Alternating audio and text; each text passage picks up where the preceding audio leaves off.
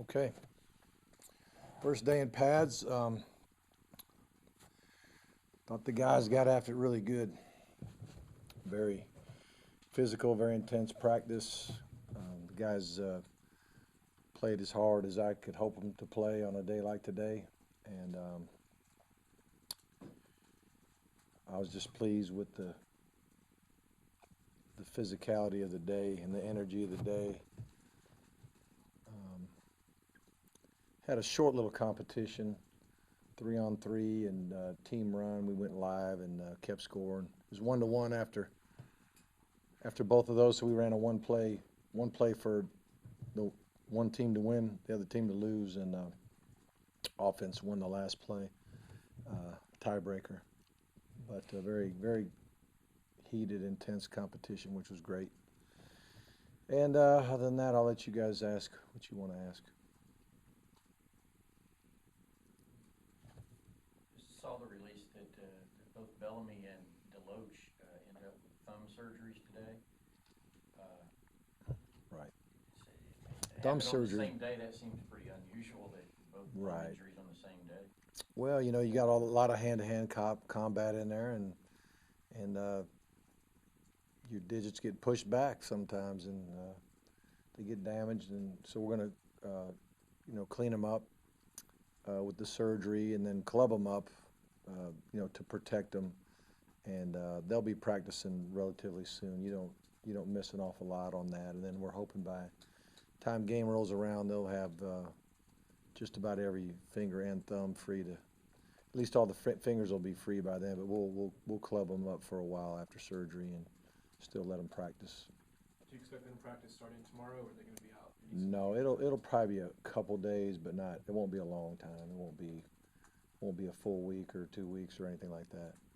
Just a couple Deloach days. has heard a lot of good things from you Right. and other coaches about his progress over the past year, really. You don't think this will set him back too much? No, he knows enough of what to do where I don't think it will, and he can get all the mental reps as well. So I think he'll be fine. Mark, is Chase Vassar kind of your next guy up there with his experience and at that position? Yeah, Chase is the next guy up, and but again, this is not going to roll into the season. Not this injury, something else could happen, but I don't think we got to worry too much about that right now. But yeah, Chase would be getting reps, and we're going to roll. We'll roll other guys in there too. Did any true freshmen kind of show you something in full pads for the first time? Well, the first thing that stands out, it was a run that J.J. Green made in our 3-on-3 drill, and he hit it in there pretty good. I think he was in there with the OL and DL going at each other, and and somehow he ended up on top of the pile and rolled over the top or whatever and landed on his feet and scored a touchdown. It was a pretty impressive run. Um, I know that stood out. Trying to think of who's, we have so many mid-years, I'm trying to remember who's brand new and who's not. But I think, some of the guys have been talking about Leonard Floyd, and Leonard certainly has been having a good camp to this point. I think Toby, for a guy coming off of ACL injury, is really moving around well right now. And again, we're talking about brand new guys. Both Langley and Shaq Wiggins, although Shaq's had a little bit of a pull. He didn't go today, but for a young freshman, competing very well. Blake. Who am I thinking about? I'm trying to think of who's brand new. Reggie Carter's been around long enough where he doesn't really seem like a freshman because he was here all spring, but as a true freshman, he's really getting a lot of solid second team reps, learning what to do. Real solid football player. You'll see Kimbrough, and Kimbrough's made a couple nice studs, and as well as Big Johnny O'Neill. Those guys are very physical, thumper type linebackers. So those are just some names that just kind of popped. I know Trey Matthews is mean, Right. he's a very aggressive guy, obviously. I had a conversation with him about watching out for some of those big hits like he would like to. But Yeah, facing well, the new rule. we've talked to everybody about it. You know, we're not going to single him out because everybody has to go by the same rules. So we're just trying to educate our guys as to what's going to be a foul and what's not, and what, you know, the big foul we're talking about, launching or targeting or however you want to say it, you know, could put a guy out for a game. So we're just trying to teach them all. They can put themselves out too with big hitters like that. Is that what his issue is? As far as hitting your teammate, No, oh no, hurting yourself no, when you hit like he that.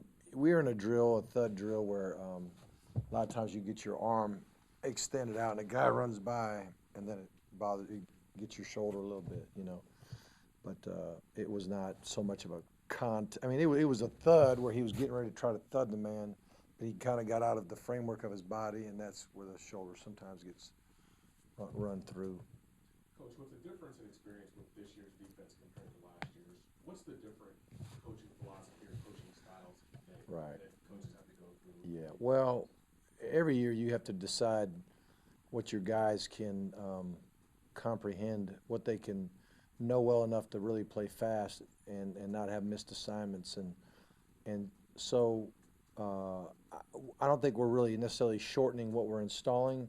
We still want to expose them to everything, but when it gets closer to game time, you know, Coach Grantham's got to decide how much do I keep in the plan.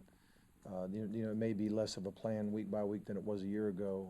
My guess is it would be, you know, maybe slightly a little bit less. But if by the time we get to the game and we think we think they get it, we'll keep it in. Are you guys just thudding out there now, and are you scrimmaging? We tackled in our 3-on-3, which is kind of a, I don't know what you call it, but you know, three offensive linemen line up, 3 defensive linemen line up, head up, and there'll be a runner. There'll be a 10-yard shoot, about 6 yards wide or whatever it is, and then they got 3 shots to get through the shoot. And offensively, if they don't get to the end of the 10 yards, then the defense wins. And then the next drill, the next shoot will be tight ends and fullbacks versus linebackers and a runner. And then the third shoot's going to be wide receivers versus DBs with a runner. And then you get 3 cracks apiece, and that's where and that's a tackling drill. It's a great drill because it teaches everybody, first of all, to face the issue. No jumping around blocks, nothing like that.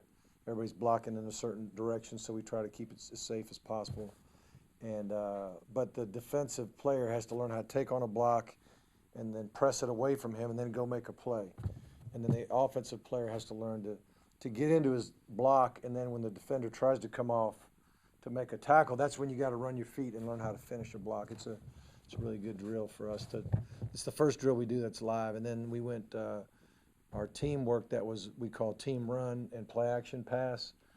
That 15 minutes of that was live as well. And then we went back to thud the end of practice. So we wanted to get a little taste of it, and a couple days we'll scrimmage have a bigger scrimmage 2 days from now.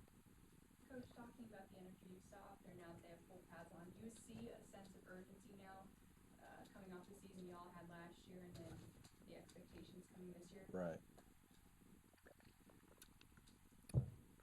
I don't think they were thinking about last season today, really. I think they were just thinking about competing and trying to get better. And you know, first day of pads, knowing that we're going to go live. When I say live, we're going to go tackle to the ground, block below the waist, just play football. Without any kind of restrictions, that usually gets the guy's blood up if he's a good football player. And then you get about 105 of them fired up, and some coaches too. It gets intense in there. It was a good day for that. LeMay and Dantzler, 2 guys that were getting some coaches' photos. I talked about them yesterday. How are they? Which LeMay? We got 2 now. Christian. Yeah. Sorry. Yeah. You know, Christian, when he does it right, it's pretty, you know. And it's just a matter of continuing to get a total grasp and a total comfort level with everything we're doing. And then Watts is he's definitely competing better. he knows what to do, and you know, he's throwing his hat in the ring too. I mean, there's a lot of that going on. That's what I was talking about even at the end of spring, that we weren't really going to be sure right off the get-go. Even though we got all of our starting linemen coming back, it's no guarantee that they'll be, you know, last year's starters are going to be this year's starters. So, you know, obviously Colton, Houston, Watts, Dantzler, you know, I mean, Beard started a good bit before. I was trying to think of another name or two. Xavier Ward, we've been talking about. Guys like that are beginning to gain ground and try to win a job. Is Burnett something new, or is he got precautionary from his? Yeah, we're just trying to go kind of every other day, or at least the plan is every other day. We'll see how it goes. Tomorrow will be a special teams practice in the morning, and the afternoon practice is in shorts. You know, so that should be too taxing on him before the scrimmage on Saturday. We just wanted to give him a little bit of a physical break, and he's a guy that we know knows what to do. Coach, you've had a handful of days of practice, and this is the first practice with full pads, but are you noticing kind of a swagger or a confidence about that first offensive group when they're out there together? Well, I think because we're mixing and matching, or we're rolling guys, giving opportunities up front. I don't know if that one unit feels like a one unit right this second. I think because it's just a revolving door as far as how we're substituting guys and just giving guys a chance, a new day to be with the ones, you know. And then, you know, even at the wide receiver position, we have a group of guys that are starters. You know, it's not like we got starting at 11. So I don't know if they're to that point, but sooner or later when we do hone it down to these are the guys, we got to get that continuity with them. It didn't seem like anything was all that serious, but you know, with as many young guys as y'all are kind of taking a look at in the secondary, how inconvenient is it that they all seem to be kind of gimping around? Yeah, it's not good, but it's like I told them after practice. That's football. I mean, you're going to have hamstrings, you're going to have concussions, you're going to have rolled ankles, you're going to have your thigh bruises, and it's like your stuff's going to hurt. You know, your body's going to hurt, and just because it hurts doesn't mean you're injured. If you are injured, you're injured, and we understand that. But football is a game that's very, very physical, and you got to be mentally and physically tough to play it. And we're in that position right now. So the guys that can't go, especially the young ones, you know, we mentioned a guy like Deloach or a guy like, when you take Deloach and Bellamy,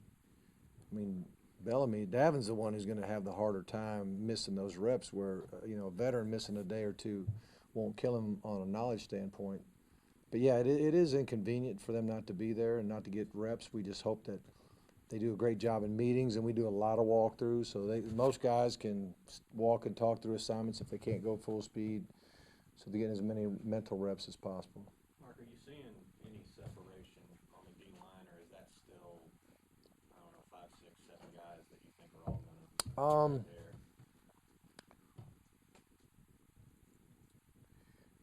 Right off the top of my head, these are the guys I see really practicing well. I see Garrison Smith.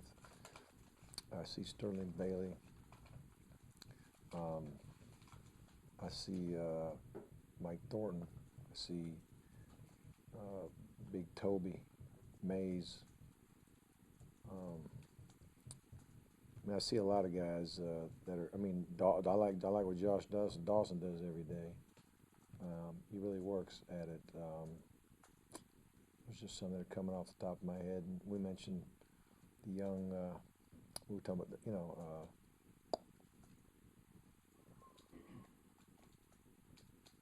my mind's drew a blank on the other guy, but That's a lot of names, though. Do you yeah. think, obviously the depth is a little stronger than it's been. Did you see all those guys playing? Yeah, oh yeah. We're not going to line up just 3 guys up front and play. We got to roll. We got to roll them. Where does Ray Drew fit into the equation? Ray's competing like everybody else. What did Quavon Hicks do to jump into that kind of? Quavon never had a problem with wanting to hit somebody, never had a problem with contact, but, you know, knowing who to hit sometimes or what hat placement, so crucial. Not only do you have to know who to block, you gotta know what type of leverage you're trying to get. Are you trying to block the right edge of that guy, the left edge of that guy?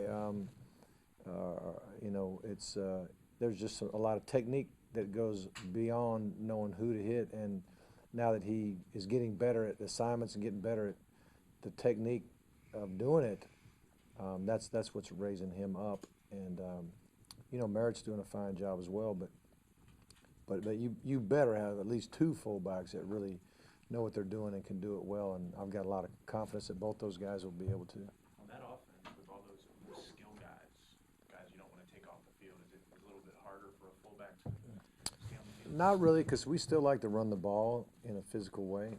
And there's a lot of great runs with a lead blocker. A lot of great runs with a lead blocker. And these fullbacks, they earn their keep. Time for one more, anybody? Kind of a different subject, but recently Brian Kelly of Notre Dame made the comment that he could see Georgia as a natural rival, maybe where the ACC schedule might be getting away. How would you feel about Notre Dame as a? I don't know how in the world we got in the conversation of a Notre Dame schedule, but you know, we're all for playing Notre Dame or whoever else. All right. You got like 3 guys on the roster.